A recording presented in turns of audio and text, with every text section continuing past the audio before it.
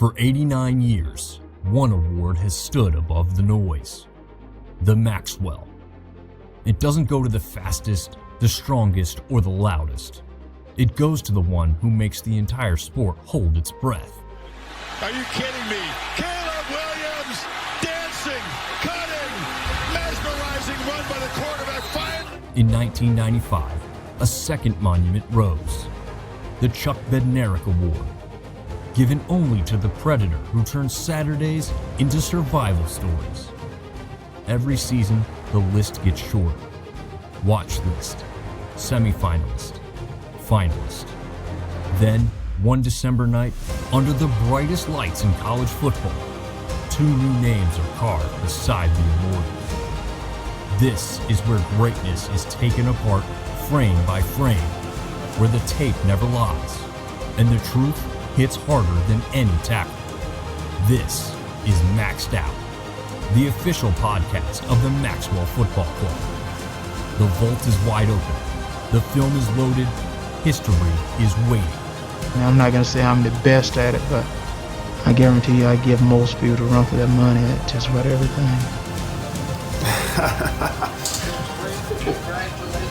What's going on? Proud and honored to inform you that you have won the George Munger Coach of the Year Award nationally. One is well-deserved.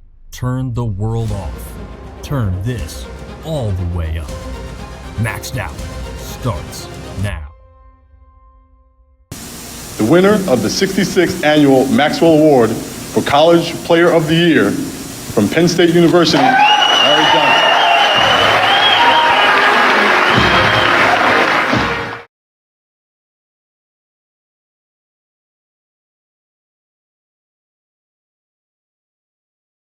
Welcome to the Maxed Out Podcast, the official podcast of the Maxwell Football Club, with Taylor Ahrens, powered by the Seiler Group of Raymond James. Champion your future today. College Sports Communicators. Through the Academic All-American Program, College Sports Communicators has honored outstanding academic and athletic achievement by student athletes throughout college sports since 1952.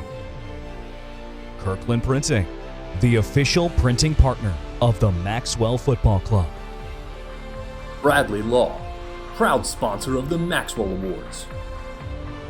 And now, live from the Maxwell Studios in Philadelphia, your host, Taylor Ahrens. Hey everybody, welcome back to the Maxed Out Podcast. I'm your host, Taylor Ahrens, and today we're talking with a player who's been the center of one of the best defenses in the country. His production jumps off the page, his motor is nonstop, and he's become known for forcing turnovers at the right moments. He's a Chuck Bednarik Award finalist, and he's meant a lot to Texas Tech defense this year. Jacob Rodriguez will be joining us in just a bit, but before we get Jacob, I wanted to break down his season from an analytical side, so I'm bringing someone who knows these numbers inside and out. He's the Maxwell Football Club Director of Analytics and a member of the Maxwell Football Club Selection Committee, Dom Amoroso. Hey, Dom. Taylor, how are you? I appreciate the compliments as always. Of course, we appreciate you always coming on here and giving us all the tea, and especially for this guy. He is a special one. Can you tell us what makes Jacob so special? Well, first and foremost, Jacob has been one of the best players in the country on either side of the football. He's up for the Bednarik Award, but I think there's a case that you look at everybody offensively and everybody defensively. There's a legitimate case that this is truly one of the best players in the nation. He is the heart and soul of a Texas Tech team that has risen into being a national title contender in 2025. He had a highly productive 2024, and he's built on that, and not just built on it subtly, but he's exploded onto the scene in 2025 as one of the best players in college football. He's a leader on and off the field. He's praised for his high energy. He has a tone-setting presence, and he has a strong emotional impact on the Red Raider program. Yeah, he's definitely demonstrated himself as a leader on and off the field, and he's earned a reputation for forcing fumbles. So what do those numbers say about how rare that kind of production is? Yeah, it's certainly rare production. He leads the nation in forced fumbles, and that's only part of the picture in terms of of just what he is on the field. He shows legitimate sideline to sideline pursuit. He's got the range to track down outside runs and cover backs in the flat effectively in the passing game. And his background on the offensive side of the football, where he was a high school quarterback and then recruited to Virginia as an offensive player, allows him to diagnose run concepts quickly and shoot gaps with conviction, Taylor. He rarely gets caught flat-footed when the ball is handed off. So he's a guy that in the run fit, you have to account for where he is at all times. His eye discipline is elite. And in terms of his technique, he's got really violent hands at the point of attack. He's great at stacking and shedding blockers. And he's always finishes plays with his shoulders square. He is technically sound to a T. When he arrives at the football, he's an absolute punisher. He gets through contact, and he brings that old school thumper mentality between the tackles. He creates havoc in both run defense and passing defense. And his ball production just jumps off the tape to me. Like we said, leads the nation with 7 forced fumbles and has about 10 over the last 2 seasons. He's always attacking the football, Taylor, and that's been a huge part of the Red Raider defense's success. And he's anchored one of the best run defenses in the country, allowing under 70 yards per game. He's got both run defense, and coverage grades well over 90. So his production is matched well with the numbers and on tape. He's definitely a force to be reckoned with. And I think you touched on it a little bit. A part of his story, he was a quarterback and he played at quarterback of Virginia before he even got to Texas Tech and done what he's done. And which do you think is a benefit for him? Because now being on the defensive side, he knows what's going on as a QB or has that experience. That's a great question. I think it's something that's very important for fans to keep in mind. And I think it's a really interesting angle. His background as a quarterback on the offensive side of the football gives him that duality of, I know what offenses are thinking about. I know what they're looking to attack when we're playing a certain look, right? But his diagnostic skills are just that much more off the charts because of it. He's so great at reading the mesh point. Okay, so in the modern era where we have RPO heavy offenses where defenses have to guess on the fly and a ton of read option game, his eye discipline is so hard to test. He's great at reading the mesh. He's always following the football. So I think a big part of that is because he has that background being brought up on the offensive side of the field. Can you break down some of his film and data that really captures the kind of season he's having? Let's get right into it. So here we are against Colorado. What you're going to see on this first play is an RPO run pass option where the Buffalo are going to try to get them to bite against the run, but they really want to get this thing downfield. So Jacob does a really good job right here of 2 things. Number one, his eye discipline, Taylor. So what these offenses are trying to do is determine, hey, if we're going to run the ball, we're going to a certain gap because the defense has committed to the pass, and we're going to throw because they've committed to the pass. So you look right here, Jacob does a really good job of not falling for the fake at the mesh. Okay, he does a good job sticking to the quarterback. He gets right to him, and look how physical he is when he gets to the football. Okay, it's not a sack, but look how physical this pressure is right here. He's really physical. He gets to the football with a purpose. Now, this second play, you're going to see an outside run where we're going to see that sideline to sideline pursuit where he's flowing to the football from the backside into the run fit. And look at the path he takes to the football, Taylor. Look at this path, guys. He does a great job of not wasting his read steps right here and just flowing to the football seamlessly. Okay, it's a same side gap run where he can obviously shoot straight through the gap, but he's not going to be there. He flows seamlessly to the football right here, along with the rest of the Red Raiders defense. They've been one of the best teams in the country in terms of stopping the run, allowing under 70 yards per game. I think that's one of the lowest since Wisconsin did it in 2021. I think they were around maybe 65, 66 yards per game. Don't quote me on that just yet. Let's get back to Jacob here. So here we are again. This is Colorado trying to run the football, get downhill, and Jacob does a good job once again, just flowing to the football, meeting the ball carrier at the point of attack here. He has an opportunity to take a step back, get his read, and then get to the point of attack. He's such a high IQ player. And right here, you're going to see his full aggressiveness on display. Drop back situation, he blows up the back in protection, and then Shedeur Sanders is left scrambling around, and they get home. I mean, these are just some of the things that Jacob does on a weekly basis, Taylor, that make him one of the best defenders in the country. And the tape, it shows why he is a Bednarik Finals. He's a fun player to watch. He's physical. He's that dominant linebacker that NFL scouts love to see. Absolutely. Definitely a physical player. I'm just like jumping watching all his film. I'm sure he brings all the energy to the defense. And we talk a little bit about his leadership. We'll get into that. And he's just a great player off the field too. And what do you think about the mustache? Do you think that gives him a little extra juice? I'll tell you what, it doesn't hurt. It certainly doesn't hurt, but I'm sure I know it's taken the country by storm. It's taken the country, it's taken fan bases by storm. It's certainly put itself up there in the college football folklore to start the 2020s. Absolutely. It's become a part of his image, and we'll definitely want to talk about that too here in just a second. Any final closing thoughts before we take it on and get Jacob on here?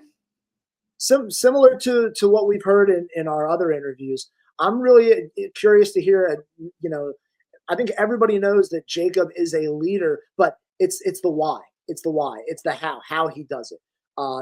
He's been a steady presence and just a pure emotional leader, and he's done it flawlessly. And look what it's done for Texas Tech. Look what it's done for them. They're on the verge of a Big 12 title and a trip to the college football playoff, and they're a legitimate national title contender. He's the heart and soul of the Red Raiders. So I'm really curious to hear how he's led them and what else he attributes his success to. Absolutely. He is just that. I love that. The heart and soul of the team. Well, all right, Dom, thank you for breaking that down. Now let's hear from the guy behind all those plays. Jacob Rodriguez is here with us, and I'm so excited for you guys to hear his story and so much more. Texas Tech linebacker Jacob Rodriguez has been the emotional and physical anchor of the Red Raiders defense all season. His downhill instincts, sideline-to-sideline range, and play recognition allow him to impact the run and pass on every snap. Rodriguez is a relentless tackler, a disruptive blitzer, and a leader who elevates everyone around him. Whether he's blowing up runs, diagnosing screens, or making critical third down stops, he's been the heartbeat of Texas Tech's defense. Jacob Rodriguez's consistent, high-level production makes him a standout Bednarik Award finalist.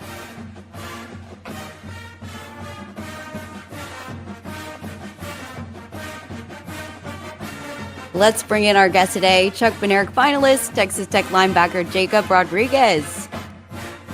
Appreciate y'all having me. Of course. We're so excited you're here today. I'm so excited to dive into your story because there's so many layers to it. So we'll just jump right into it because I know your time is so valuable.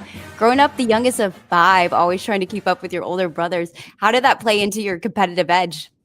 Yes, ma'am. I think, growing up the youngest, I think you have an advantage over a lot of different people, whether you're, going against, your own brothers or, every sibling that you have. I think them being able to pour into you and then you just being able to learn from their mistakes and try not to make them. But in every aspect of life, being able to try to, be just like them. And I think it helps. I love that. I'm sure it was such a fun upbringing because you guys were probably so competitive with each other, but so much love and support. It sounds like just such a great upbringing. And fast forward to high school, you lived in Texas and it seemed like you were pretty much doing every sport they would let you try. You played quarterback, safety, basketball, track. So what do you think you gained the most from being involved in so many different sports? Yeah, I think it was just an opportunity for me to, have fun and be a kid and, really kind of explore what I want to do and maybe what I want to do growing up. And luckily, I knew it was always football. And so, learning other skills are very valuable. And so being able to play, basketball or baseball or run track, I think a lot of them can, teach you different things that football can't. And, I'm just glad that I was able to do those things and had the coaches who would allow me to, play other sports. Yeah, I completely agree. Being so versatile, I'm sure it's helped you where you are today. And we've seen it on the field as just an athlete in general. And you began your college career at Virginia. Then after a coaching change following your freshman season, you decided to leave a full scholarship and walk on to Tech. And by doing that, you ended up spending a semester sleeping on your brother's apartment floor and taking out a loan just to cover bills. And it's really inspiring that you took that bet on yourself. So when you took that risk, what part of you knew it was worth chasing, even if the path wasn't guaranteed? Yeah, I think a lot of it had to do with my belief and trust in Coach McGuire and everything that was going on here in Lubbock. And, be it from right down the road, I would come here a lot. And luckily, my brother went to school here, and that's kind of how I found myself on the floor of his room. But, just trusting in myself and my abilities, and but really just trusting in Coach McGuire and his plan for me, and then his plan for this university and this football program. Coach McGuire is really special, and we've seen that off the field. He's a really cool guy. So what's it like being around Coach and someone who supports their players so much? Yeah, he's the best. I think, his energy is electric. And I always tell everybody, when you meet him for the first time or the 100th time, he's the same. And the same guy that you see on camera is the same guy who's behind closed doors. I mean, he's the best, true Red Raider at heart. And, we love him. And he was a home run hire for this university. And everybody here in Lubbock loves him. And everybody inside this facility loves him. I couldn't agree more. I've met Coach McGuire a couple times, and I feel like we've known each other for years. We're like best friends. It's just he makes someone feel so special. So I can't even imagine what it feels like when he has that personal connection. And I know the care for each other is so deep. So I bet he's a special coach to have in your life. And another thing I want to know more about is when you made the move to linebacker when you got to Tech, even with your background of being on the defensive side as a safety, it was still a new position for you. So what was that learning curve like for you? Yeah, it was a huge learning curve. Whenever I got here, I know we had, 3 really good quarterbacks at the time. And so they weren't looking for another one. And so, when I knew Coach McGuire coming out of high school, he was the linebacker coach at Baylor. And so he was, wanted me to play there. And so when I got here, it was kind of understood that I was going to move to this side of the ball. And gosh, the biggest learning curve was just all around in practice, the physicality of the game. As a quarterback, you never get touched. And I kind of joke like, you wear a different colored jersey, and it's a cardinal sin to even get, 2 feet from the quarterback. And so then going to practice and now having to hit in every single play and every single rep that you have, huge culture change for me for sure. But I think it's paying off, and I'm really happy that I made the change. Absolutely. I bet that was just such a culture shock of, 2 completely different positions, but what a fun journey it's been for you. And I know your time during Tech, you faced a couple bumps along the way. You've had to deal with some injuries. So when you were working through those setbacks, what did it teach you about your patience and your own resilience? Yeah, I think it's something that, I've been praying for a lot. And I think the Lord had given me a lot of opportunities to become patient. And so when you pray for patience, it gives you the opportunity. And that comes with injury. And, football, there's a lot of luck in football with staying healthy, because you can do everything you can to, keep your body right. But the sport has so many, unpredictable things. And so, working through an injury, many people have, and it's hard to do, and it's hard to be away from the team. But, you learn a lot more about yourself and about your resilience. And when you come back, you can come back even stronger. And so I think it was just a great learning opportunity for me. And not that I, want to go through something like that ever again, but having the opportunity to grow in many different ways other than football was a blessing. Right. I think injuries can really change people or can be a setback, and you really capitalize on the situation that had to be in front of you, which your production this year really stands out, especially how often you're able to knock the ball loose. What area of your game do you feel most proud?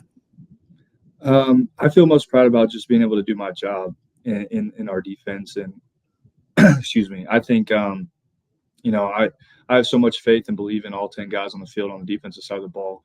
And I just don't want to let those guys down. And so just doing my best and giving everything I have, effort getting to the ball to be able to, help those guys out and do whatever I can for this team. And I think that's the biggest part about football is it's a team game. And, you can't do anything without those other guys. And so I just want to be able to do my part. Yeah, we love that. You definitely have been showing up this year. It's been so exciting to watch. And you even got to tap back into your quarterback roots a couple times this year, scoring rushing touchdowns against UCF and West Virginia. What was the pitch to your coaches to make that happen? Yeah, I've been messing with our offense coordinator ever since he got here, saying that, I still got it and I can still do it. Just kind of joking with him, knowing that, we have amazing offensive personnel and those guys who all carry the ball every day. I mean, they do a great job. But yeah, it meant a lot to me that, he kind of let me have that um, those times, especially on senior night, being able to go and rush touchdown. And it felt great. It's awesome. I know that was a special moment for you and the entire team. And just Coach McGuire saying after the game, put more respect on your name. You definitely deserve all the hype you're getting around your game, because with everything you bring to this team, it's really awesome to see. And especially your presence in the locker room. How would you describe the way you lead? I lead by setting an example and then just kind of holding guys to that. I think if you could just do your job day in and day out and you can continue to get better. We always talk about, getting 1% better every single day. And every day, every rep has a life and death of its own. And so there's no need to focus on anything else. You can just kind of focus on the one that's right in front of you. And then you can start building from there.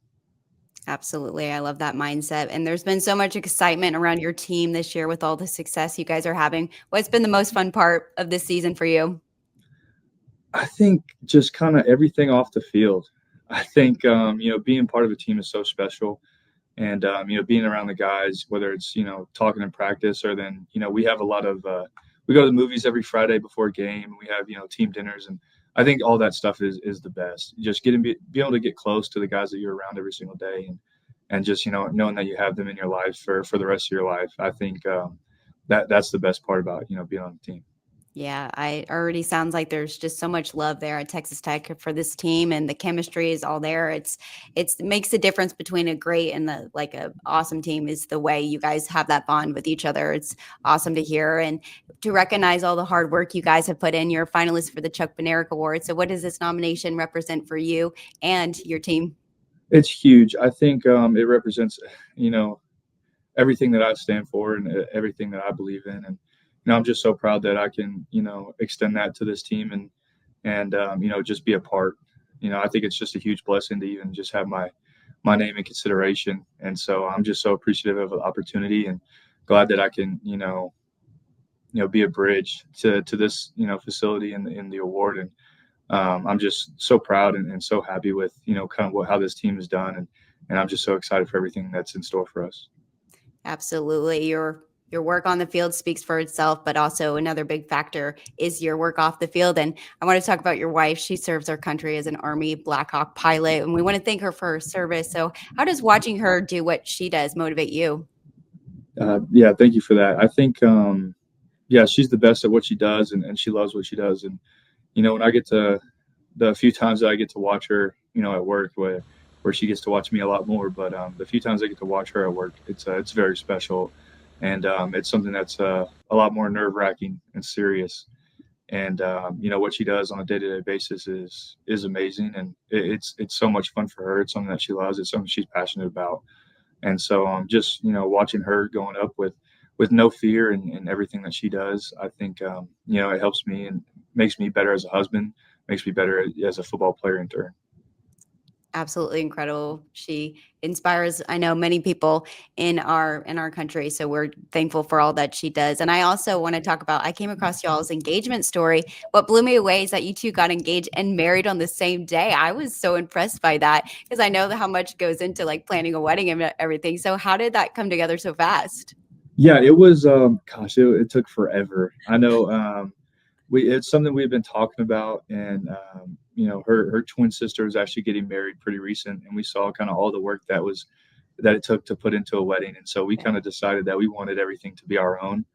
And so instead of having an engagement party and then getting married, we decided that we were going to fake an engagement and then get married on that day. And so we invited kind of all our closest family, and we were able to kind of trick them into thinking that it was our engagement party, knowing that we had previously already got engaged privately. And then we were able to surprise everybody who was there. Just, letting them know that they can come as they are and they don't have to, dress up for us and do something special. It's just more of a celebration about, us being there with them and them being just who they are, dressed however they want and, just being there and being present in our lives. And so it was something that we were very fortunate to pull off. And there's a couple of close calls, but definitely fortunate to pull off. What a special day, you guys. Just the whole love story is awesome to watch. And we're so happy for you guys. And now I can't leave without asking and addressing the star of the show, your mustache. The stash has basically developed its own fan club. So I got to know how much maintenance goes into a mustache with a reputation like that. Yeah, it's a weekly thing for sure. I know I don't take care of it as much as I need to. But I feel like I have a superstitious thing going on now. So I have to keep the same routine every week. And, yeah, it's kind of crazy how much it's taken off. But I love it, and I love seeing it around. And they have it in the stands all the time with, little kids wearing mustaches. And it's the best. It warms your heart a little bit. Oh, that's so awesome to see. What does your wife think about it? Yeah, she hated it at first. And now I think it grew on her. And so I don't think I can shave it anytime soon. Right. It's like now it's a part of your image. It's like Yes. part of your NIL. I love it. Well, it's been so awesome to get to know you. Before we close it out, could you tell us one thing that fans don't know about you? I'm a big golfer. Oh, So I'm not the best by any means. I'm not very good, but Em and I really, really love to go out and play golf whenever we can, and whether that's go just to the driving range or to go play a few. We'll like to go out there and kind of hang out with each other and play a little bit of golf. Oh, that's great. I know golf is just like one of those sports you got to take years to work on. Retirement sports.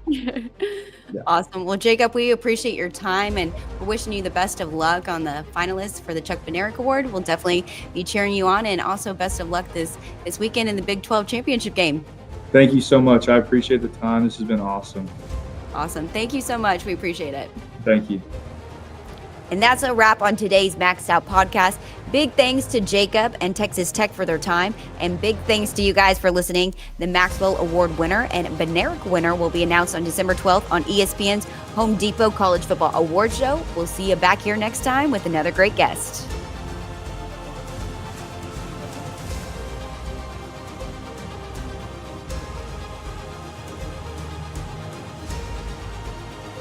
For 89 years, one award has stood above the noise. The Maxwell. It doesn't go to the fastest, the strongest, or the loudest. It goes to the one who makes the entire sport hold its breath. Are you kidding me? Caleb Williams dancing, cutting, mesmerizing run by the quarterback. In 1995, a second monument rose. The Chuck Bednarik Award. Given only to the predator who turns Saturdays into survival stories. Every season, the list gets shorter. Watch list, semifinalist, finalist. Then, one December night, under the brightest lights in college football, 2 new names are carved beside the awardees. This is where greatness is taken apart frame by frame, where the tape never lies, and the truth hits harder than any tackle. This is Maxed Out, the official podcast of the Maxwell Football Club. The vault is wide open. The film is loaded. History is waiting. I'm not going to say I'm the best at it, but I guarantee you I give most people a run for their money at just about everything.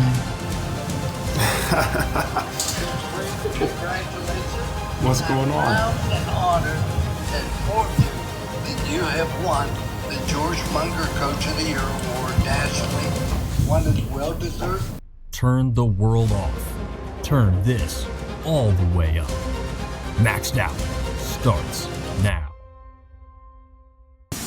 The winner of the 66th Annual Maxwell Award for College Player of the Year from Penn State University,